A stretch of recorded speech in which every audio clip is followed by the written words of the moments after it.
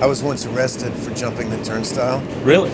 Cops threw me against the wall, pushed me, shoved me in a closet. Really? And my date was screaming, "Let him out! Let him out!" You know, and I'm like in the closet going, "Let me out!" They put you in the closet? They put me in a closet with all these other people. Like a micro jail? It was just a closet.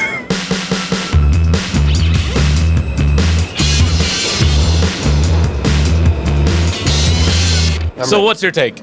There is no such thing as your favorite Beatle. 100% disagree. Disagree? Yeah, dude, Lennon's the best Beatle. You've never heard of John Lennon without Paul McCartney. The magic of the Beatles, the reason why you care about John Lennon, the reason why I care about John Lennon, is because of the chemistry. Are the Wings your favorite band? The Wings? Yeah. No. No, they're not, right? How often do you sit and crush John Lennon's solo albums? Not too often, You but wanna know more why? often than McCartney's albums. But this is not my point. You got to hear me out here. It's the combination that created the greatest rock band in the history of the world. To say I have a favorite Beatle is to say, it's like saying I have a favorite ventricle of my heart. It doesn't make any sense. Paul McCartney, one of the greatest musicians of all time, had to sing backup for All You Need Is Love. Right. John Lennon had to play rhythm guitar and sing backup for Hey Jude. What's that? It's called humility, kids. It's called humility, all right? We see in them something larger than them, which is these four young lads from Liverpool. Liverpool, forgive me, all you Liverpoolians, is a shithole, all right? These guys came from a really tough place. Yeah. They came from a really poor background, and they changed the world because they believed in each other and took care of each other, right? And that's the message of the Beatles. Now, do we feel the same way about the Gallagher brothers?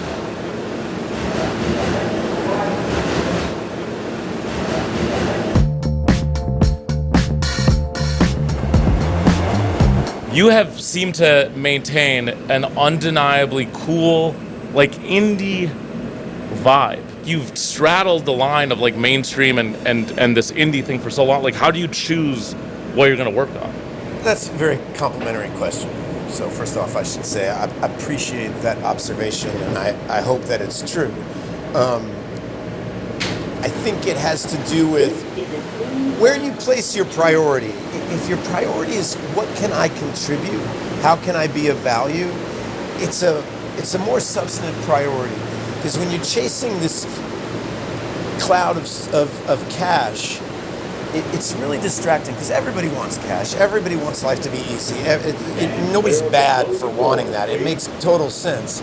If there's 200 people on the subway, right, and it's my job to feed them all, shit, I got to make some hot dogs, right? If it's just her and him, I can say, what do you like to eat? And I can make a really great meal, and I can have a meal that nourishes you and leaves you with something. So when you start writing specifically or performing specifically for a specific audience, for like-minded people, then you're going to make less money because you're going to serve less people. Yeah. But then you can be proud of the work you did over time. But let me tell you, it's hard. Because you say no to doing National Treasure. And then you end up broke. And then if you got to pay to play. Like if people don't see your work, you don't get a chance to play anymore.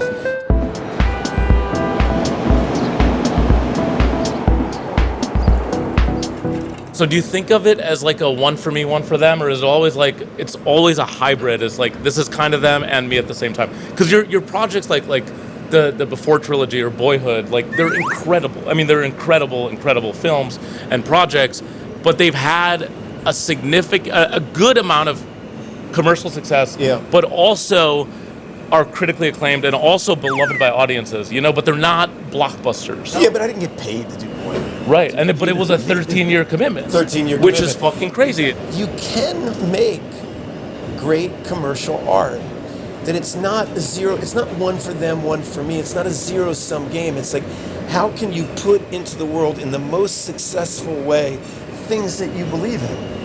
And how can you compromise enough where you're not losing your heartbeat, you're not losing the sound of your own voice, but you're not so arrogant as to think that you know everything.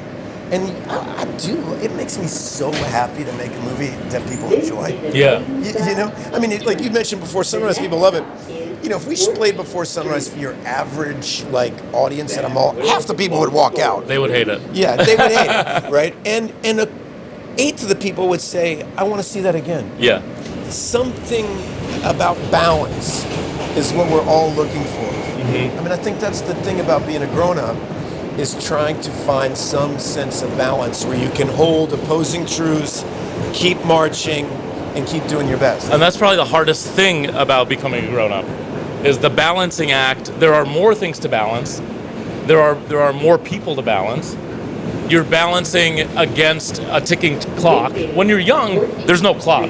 But as you get older, I feel like that I mean, it shrinks. That's been the hardest thing for me. Yeah? Aging, you think? Like, or the time, just the time? All my heroes are always old, so I being an old man didn't bother me. It's the loss of time.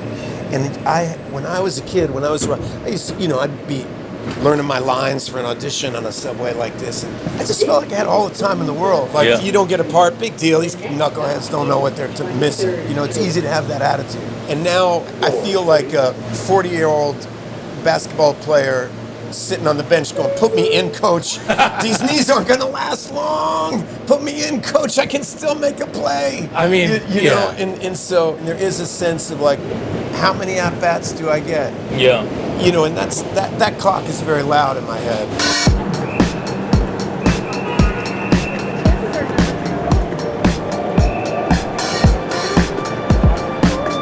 You're nominated for 4 Academy Awards. Is it in your brain that you're, because I fall into this trap of like, my next project, I want to win an Emmy. But like for you, is that even a conversation that's happening in your head? Or are you just like, I'm just going to do my job and hopefully people like it and hopefully it gets me there? Society thinks about it so much that I think you're lying if you say you don't think about it.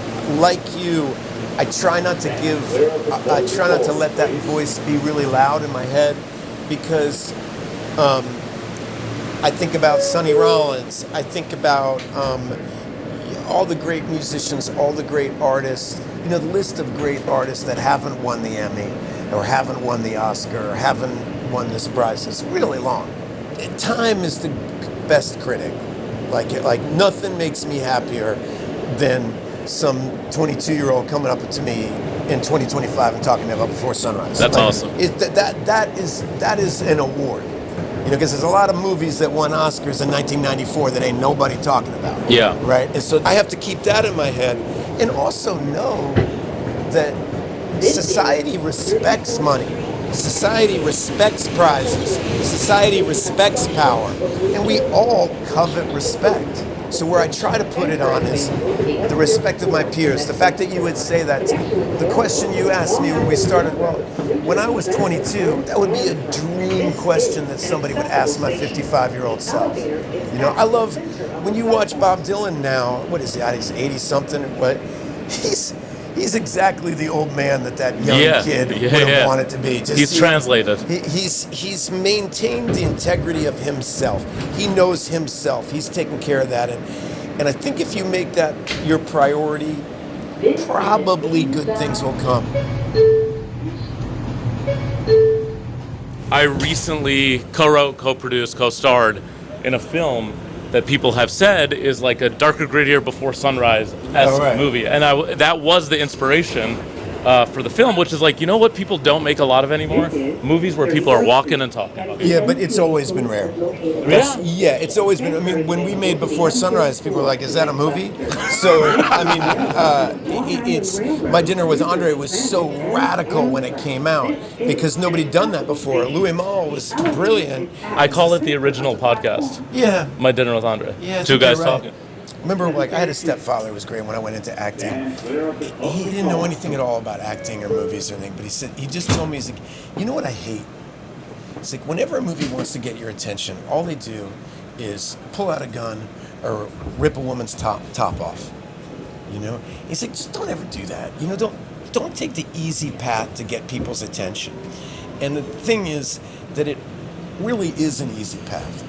You know, if I want to get you to watch something, you know, and all of a sudden somebody puts a gun to somebody and said, oh, I'm watching. Mm-hmm. if I'm going to try to get you to watch by something I say, Yeah. or something I think, or something I feel, it's much harder. Yeah. It's much more delicate, and I think the thing that I love about Linkletter is he accepts that challenge, and it sounds like your movie, you accepted that challenge.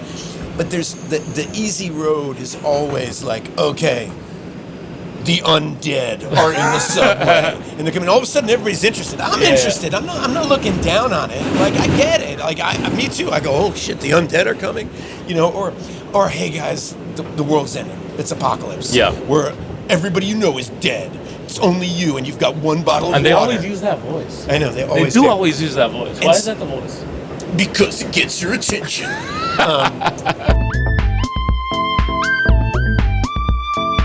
I got in trouble because during a Q&A for one of those movies, we were doing the Q&A, and I was like, if you don't like this movie, I was being funny, I thought. I was like, if you don't like this movie's for smart people, and if you don't like this movie, you're probably dumb. And then this way to make friends. I was not being literal, but most people don't want to just sit and get absorbed and sucked into a story where there are no explosions, there are no guns, there are no car chases, there are no murders, there are no deaths. I'll tell you why it's important to make those movies. And it's sometimes even, I'm imagining somebody listening to what you just said and say, yeah, I don't want to see a movie that doesn't have all the cool shit, right? But if you're not interested in a movie where people are just sitting and talking, you're being told that your life is not exciting, that your life is not, you're not involved in any espionage, you haven't been in a helicopter crash, you've never met a blue pod person who has super magic powers, you don't know a wizard, and it gets that old thing, the miracle isn't walking on water, the miracle is walking at all. That's sick. And what is great about movies that are about real life is you walk out not thinking my life is a bore, I wish I was a wizard, we want to meet a hobbit. You walk out thinking, yeah, my life is kind of like that. My life is awesome. My life is worthy of a story. Yes. Because I've fallen in love, because my father has hurt my feelings, because my father and I have recovered from something difficult. My life has value. They're harder to make, but when you do it, it's a magic trick, because I think people walk out of the theater more interested in themselves than they came in. And that is a gift that you can give people.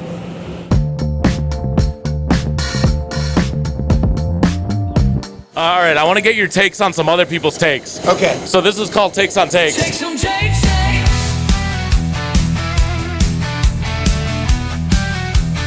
Take some takes.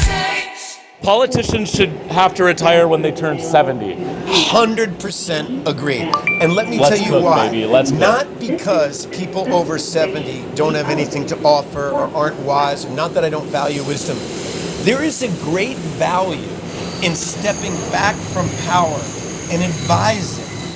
Like when Michael Corleone takes over the family. His dad's chilling. His dad's in the garden, but he's saying, "Watch out for them." Yeah, he's that. Watch out for this. When it's the one who comes to you, he's going to be the traitor. He's really good at that. Let's face it.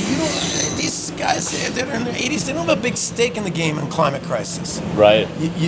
My 14-year-old has a big stake in this game, and you know what? She cares about it. Show young people how to let go of power. Yeah. That life is not about power; it's about empowering others, right? And so that's why I 100% agree. Well, let's fucking go. We used to like young people in this country. We don't like them anymore. I don't know why. Because they're getting laid. No, they're not. I know. They stopped. Yeah, they that's quit. Weird.